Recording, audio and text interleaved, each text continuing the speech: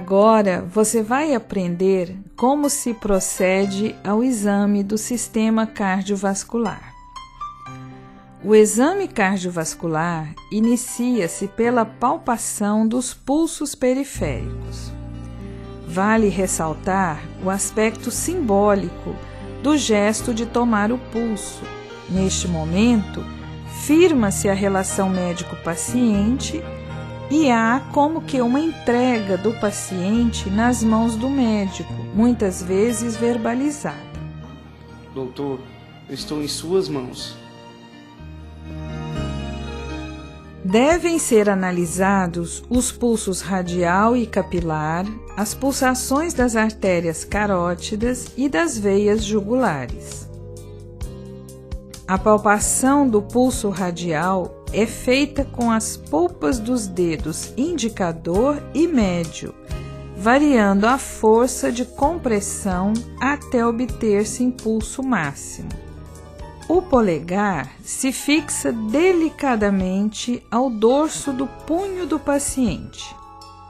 A mão do paciente deve repousar no leito em supinação. Lembre-se que se devem palpar os pulsos bilateralmente. O examinador usa a mão direita para examinar o pulso esquerdo do paciente e vice-versa. Quando o pulso é muito amplo, como no pulso célere ou martelo d'água, adota-se uma técnica especial para melhor observação. O braço do paciente é levantado acima de sua cabeça, tendo sua mão segura pela mão do examinador, enquanto a face anterior do punho do paciente é envolvida pela outra mão do médico.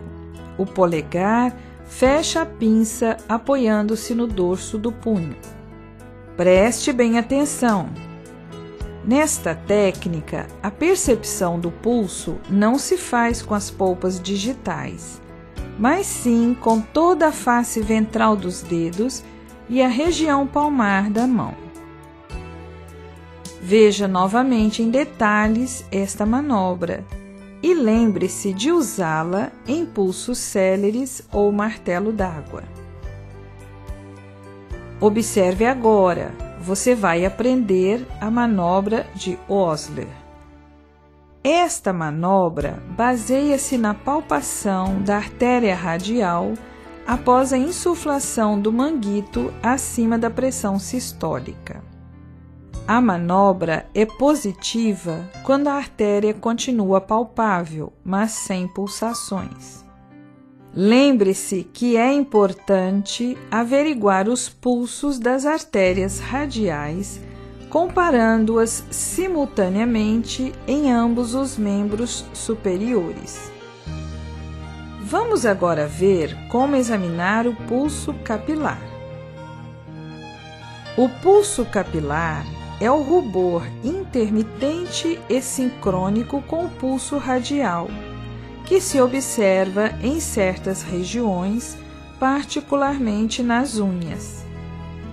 Para examinar o pulso capilar, faça uma leve compressão sobre a borda de uma unha, até ver uma zona pulsátil que marca a transição da cor rósea para a pálida.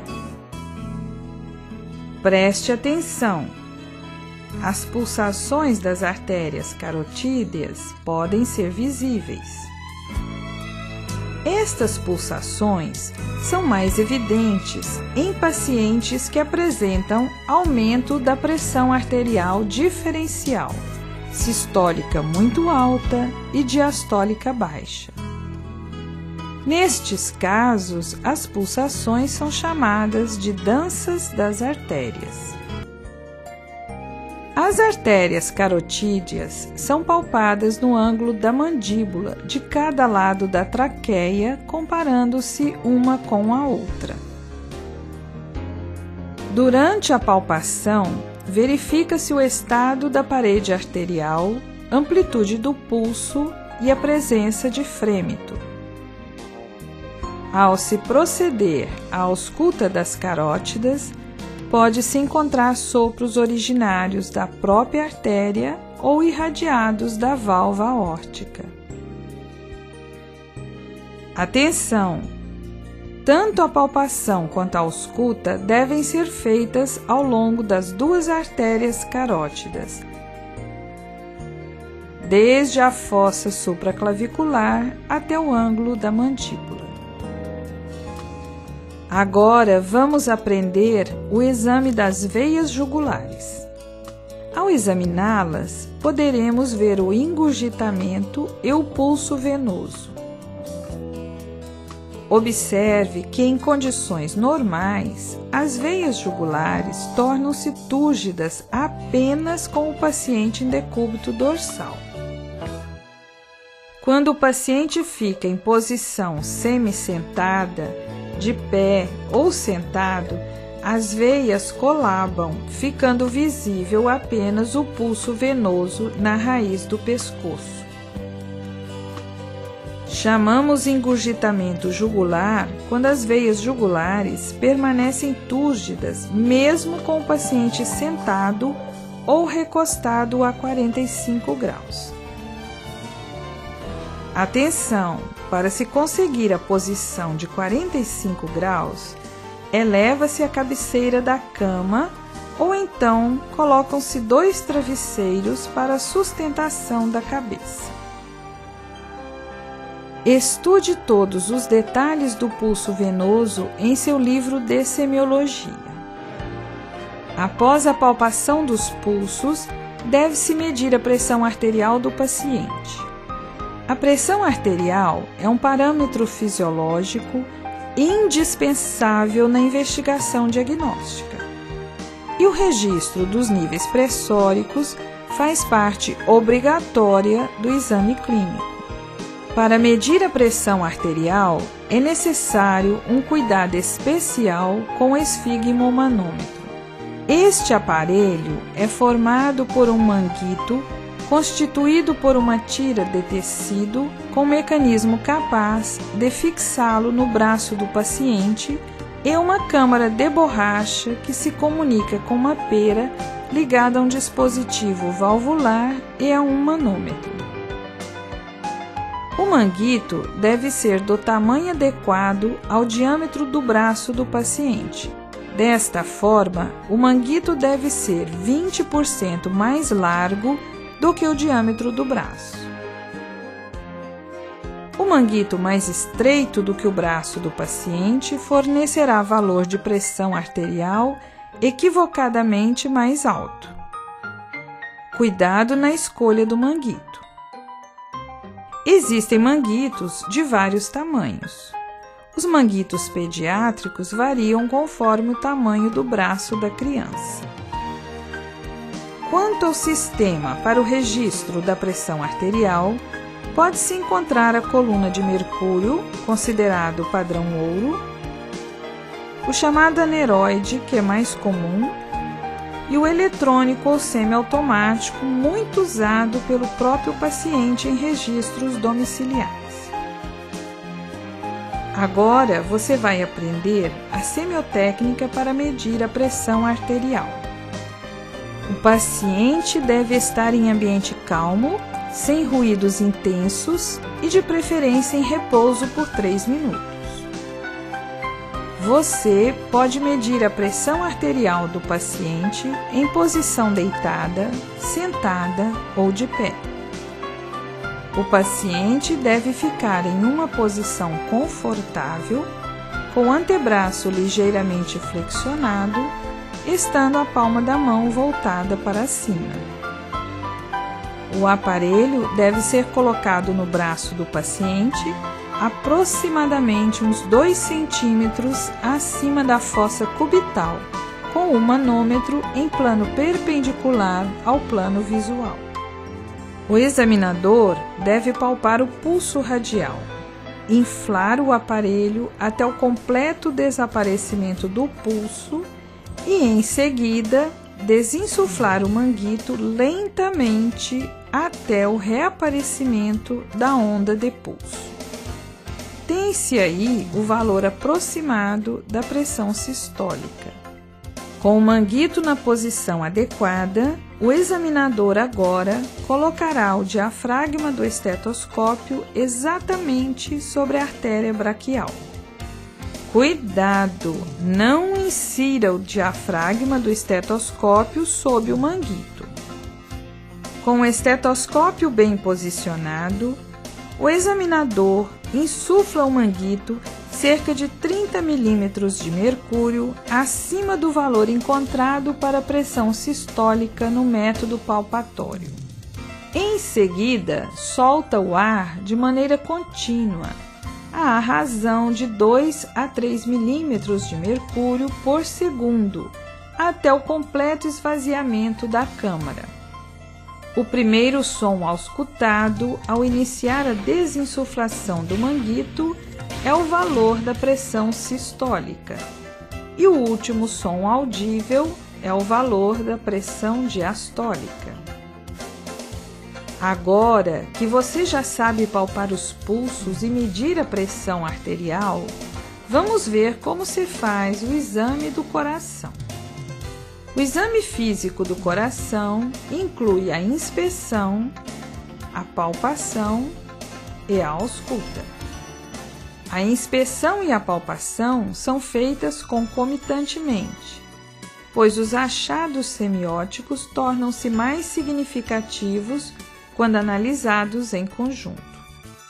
Durante a inspeção e palpação, é importante perceber abaulamentos, analisar o ictus cordis ou choque de ponta, observar os batimentos ou movimentos visíveis e pesquisar possíveis frêmitos.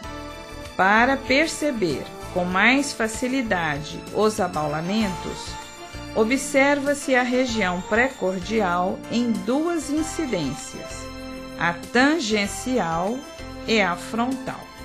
Na incidência tangencial, o médico se posiciona de pé ao lado direito do paciente, enquanto na incidência frontal, o examinador fica junto aos pés do paciente que permanece deitado. O ictus cordis é estudado pela inspeção e palpação, investigando-se a sua localização, extensão, mobilidade, intensidade e forma da impulsão, ritmo e frequência. A localização do ictus cordis varia de acordo com o biótipo do paciente. Nos mediolíneos, situa-se no cruzamento da linha hemiclavicular esquerda com o quinto espaço intercostal. Nos brevilíneos, este ictus desloca-se cerca de 2 centímetros para fora e para cima, situando-se no quarto espaço intercostal. E nos longilíneos, o choque de ponta encontra-se no sexto espaço intercostal, 1 a 2 centímetros para dentro da linha hemiclavicular esquerda. O ictus cordis pode estar invisível e impalpável, como por exemplo no paciente com enfisema pulmonar. Também pode ser visível e palpável, porém deslocado do seu lugar de origem, como nos casos em que há dilatação e ou hipertrofia do ventrículo esquerdo. Para se avaliar a extensão do ictus cordis, procura-se determinar quantas polpas digitais são necessárias para cobri-lo. Em condições normais, corresponde a 1 ou 2 polpas digitais. Mas, quando há grande dilatação e hipertrofia do ventrículo esquerdo, pode chegar a abarcar toda a palma da mão. Para se determinar a mobilidade do ictus, procede-se da seguinte maneira. Primeiro, marca-se o local do choque de ponta com o paciente em decúbito dorsal.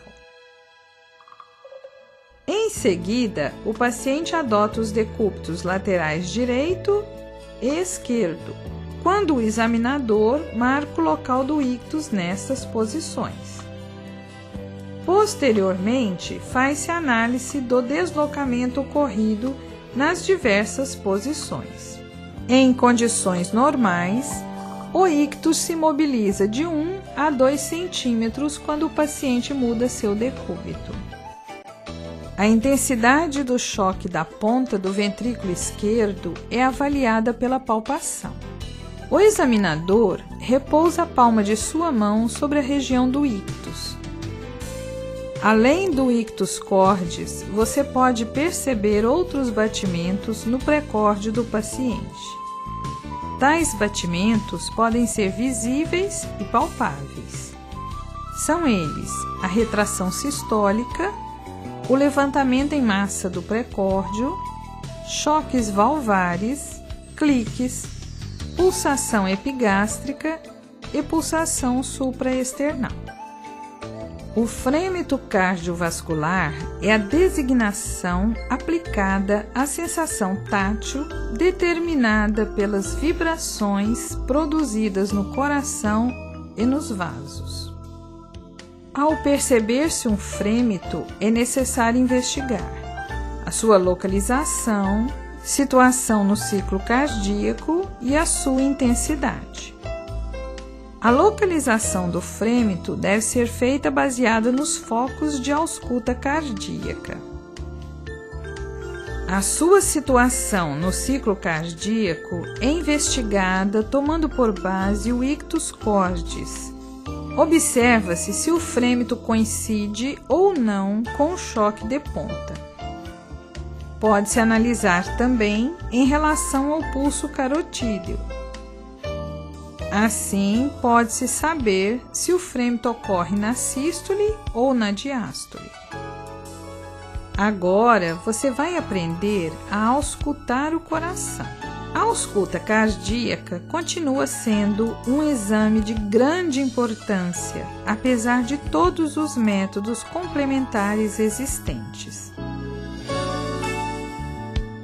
Em uma ausculta cardíaca correta, todo o precórdio e as regiões circunvizinhas, como axila esquerda, dorso e pescoço, precisam ser auscultados.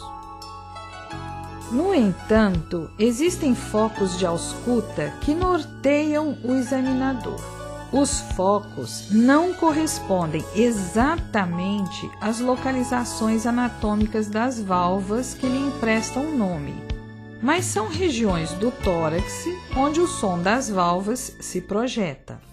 Veja em seu livro os focos de ausculta cardíaca. O foco mitral situa-se no quinto espaço intercostal esquerdo com a linha hemiclavicular e corresponde ao ictus cordis. O foco pulmonar localiza-se no segundo espaço intercostal esquerdo, junto ao externo. É neste foco que se tem as condições ideais para análise dos desdobramentos da segunda bulha.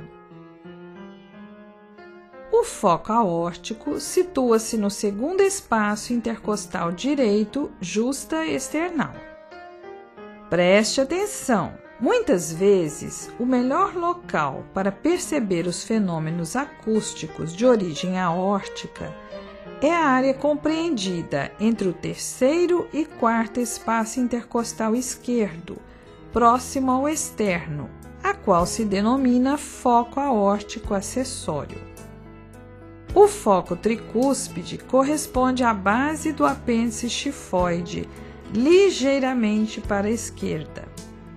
Outras áreas importantes na ausculta cardíaca são a borda external esquerda, borda external direita, mesocárdio, entre os focos mitral, tricuspídeo e aórtico acessório, regiões infra- e supraclaviculares direita e esquerda, regiões laterais do pescoço e regiões interescápulo-vertebrais.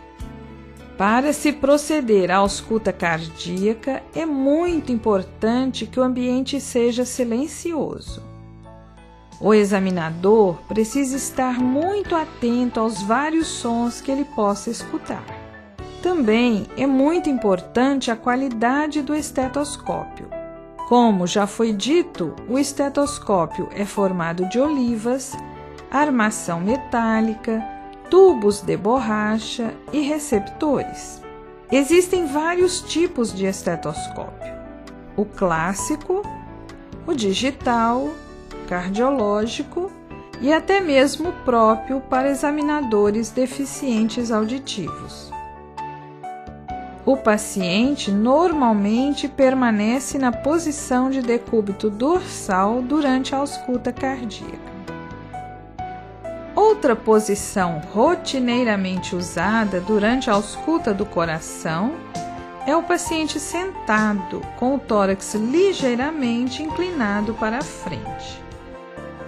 Uma terceira posição é o paciente em decúbito lateral esquerdo, com a mão esquerda na cabeça. Esta posição é mais adequada para auscultar os fenômenos estetoacústicos da válvula mitral. Em casos de intensa hipofonese de bulhas, o paciente deverá ficar de pé, debruçando-se sobre a mesa de exame. Lembre-se que a posição do médico é sempre do lado direito do paciente. Não se esqueça que os receptores do diafragma nunca devem ser colocados sobre a roupa. Os receptores devem ser colocados diretamente sobre a pele, com perfeita coaptação de suas bordas. É importante lembrar ainda que o diafragma é o receptor ideal para auscultar sons agudos e a campânula para auscultar sons graves. Durante a ausculta cardíaca, o examinador deverá orientar o paciente quanto às manobras necessárias para melhor definição dos sons. Assim, as solicitações feitas ao paciente devem ser claras. Pede-se que o paciente inspire profundamente ou faça uma ligeira apneia. Para completar o exame cardiovascular, é necessário o exame da aorta. O exame da aorta é feito através da inspeção, palpação e ausculta. Para a inspeção, é mais conveniente examinar a parede torácica olhando-a obliquamente, de modo que o raio visual a tangencie. Desta forma, procura-se observar abaulamentos pulsáteis indicativos de aneurisma de aorta. Movimentos pulsáteis da aorta podem ser vistos e palpados na fúrcula esternal. A ausculta é realizada nas áreas de projeção dos vários segmentos da aorta, inclusive na região posterior do tórax, à esquerda da coluna vertebral. Veja agora em seu livro todos os detalhes do exame físico cardiovascular e procure treinar nos colegas, nos manequins do laboratório de habilidades e, por fim, nos seus pacientes.